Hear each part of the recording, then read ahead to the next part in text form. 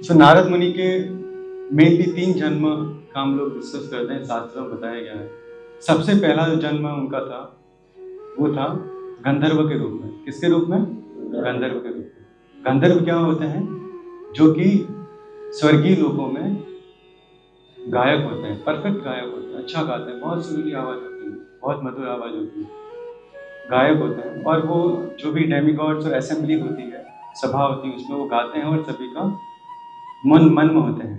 तो वो गंधर्वस का काम होता है। सो उस समय फर्स्ट लाइफ में जो नारद मुनि जी थे वो गायक थे। उनका नाम था उपबर्मण। तो स्पेशली जो नारद मुनि थे, जो उपबर्मण उनका नाम था, वो बहुत सुंदर दिखते थे नारद मुनि, और सभी को बहुत देखते ही उनसे आकर्षित होते थे। नारद मुनि का जो बाहरी अपीयरेंस था ऐसा था कि उनको देखते ही लोग आकर्षित हो जाते थे। उस समय से सभी लोग चाहते थे कि उनकी सुरीली आवाज सुने। तो ऐसे वो जगह जगह अपना जो भी गायन प्रस्तुति करते थे वो। तो एक बार की बात है, कुछ डेमिगॉड्स और सभी कुछ भक्तगण एक सभा में सम्मिलित होते हैं, वहाँ बुलाए जाते हैं उनको, उनका नारद मुनि जी को उनका प्रस्तुति देने के लिए। जब वो गाते हैं तो भगवान का ग्लोरियस गाते हैं। ऐसा नहीं कि वो ऐसे कोई सॉन्ग होते हैं, भगवान का ग्लोरियस गाते हैं। स्वर्ग में जो भी वो भगवान के भक्ति हैं, सब सारे डेमिगॉड देवी देवता भगवान के भक्त, भगवान का ग्लोरियस गाते हुए नृत्य करते हैं, सिंगिंग करते हैं। बट बीच में वो कहीं पे वो देवी देवता का भी गुणगान करने लग जाते हैं। क्या करते हैं? देवी देवताओं का भी गुणगान करने लग जाते हैं गाते गाते बीच में। इससे जो भी जो कृष्ण भक्त बैठे होते हैं वो गुस्सा हो जाते हैं और उनको तुरंत ही श्राप दे देते हैं कि ग्लोरीज भगवान की गा रहे हैं और इसी बीच में आप देवी देवता का गुणगान भी कर रहे हैं, ये अपराध। सर्वोच्च जो परम कृष्ण भगवान कृष्ण है, उन्हीं का गुणगान तो करना चाहिए। उनको श्राप देते हैं कि तुम शूद्र के पुत्र बन जाओ। इसलिए फिर वो अगले जीवन में दासी पुत्र बनते हैं। और जब दासी पुत्र बनते हैं, बिकॉज उन्हें पहले भी अच्छा सेवा किया, तो भगवान उनको ब्लेस करते हैं कि 4 भक्त, जो कुछ वैष्णव जन भक्तगण चातुर्मास में उनके घर पे स्टे करते हैं। नारद मुनि की मदर उनका अच्छे से सेवा करती है, इसमें नारद मुनि जी भी इन्वॉल्व होते हैं, सेवा करते हैं।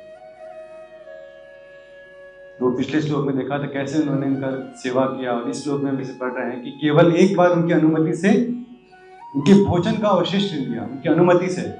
अब अनुमति उन्होंने कैसे दी? क्योंकि ये बच्चा इतने दिन से सेवा कर रहा है, तो उन्होंने उनकी कृपा दी अनुमति से कि ठीक है, ले लीजिए, हमारा झूठा प्रसाद ले लीजिए। उन वैष्णवों का जिनकी वो सेवा कर रहे थे, उनका झूठा प्रसाद खाने को मिला, तो उनके तुरंत ही सारे पाप नष्ट हो जाते हैं।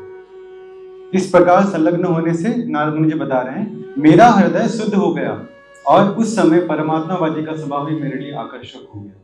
और जो उनका स्वभाव था, उनका स्वभाव क्या था? भगवान के प्रति आकर्षण पैदा करना, भगवान की निरंतर सेवा करना। तो वो सेम स्वभाव उनके अंदर आ गया, बिकॉज उनका जूठन का है। जैसे शिला प्रभुपाद बताते हैं कि हम अगर आपस में हम सभी लोग हमारा जूठा खाएंगे तो क्या होगा? हमारे कर्मों का एक्सचेंज होता है। उसने जो पाप किए होंगे उसका जूठा खा लिया तो उसका पाप आपके अंदर आ जाएगा। आपने किसी को अपना जूठा खा लिया, आपका पाप उसके अंदर चला जाएगा। कर्म बंधन वाला प्रोसेस हो जाता है। बट जब हम लोग शुद्ध भक्तों का, भगवान का प्रसाद खाते हैं, भगवान का जूठन खाते हैं, शुद्ध भक्तों का जूठन खाते हैं, तो कर्म बंधन में नहीं बनते हैं, हम लोग कृष्ण बंधन में बनते हैं। तो इस प्रकार नारद मुनि जी का दासी पुत्र का जो जन्म था उसका भी एलिवेशन होता है भगवान की कृपा में। बाद में वो नारद मुनि बनते हैं। इस प्रकार ये 3 जीवन नारद मुनि जी के थे। तो नारद मुनि स्वयं बता रहे हैं अपना उदाहरण देकर कि कैसे वो इस दासी पुत्र से नारद मुनि बने। इसमें 2 ही उनका वो मेन चीजों को वो श्रेय देते हैं। पहला भक्तों का संग, वैष्णव सेवा, दूसरा प्रसाद, भगवान का महाप्रसाद जो उन्होंने खाया था। महाप्रसाद ही नहीं, महाप्रसाद।